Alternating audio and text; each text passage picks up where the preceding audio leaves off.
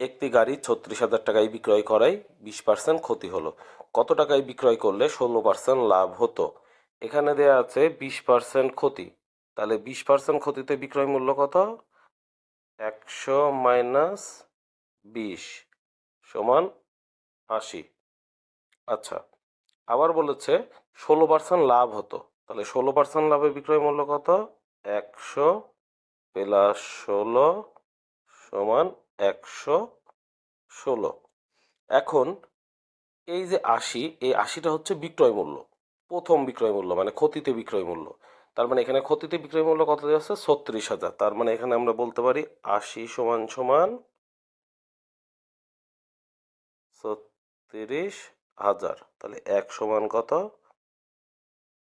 36,000 by 80। এখন বলেছে কত টাকায় বিক্রয় করলে 16% লাভ হতো? তাহলে 16% লাভ বিক্রয় মূল্য কত? 116।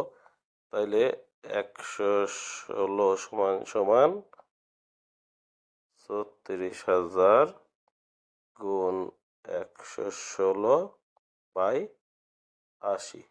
কাটাকাটি করলে আসবে 52,200 টাকা।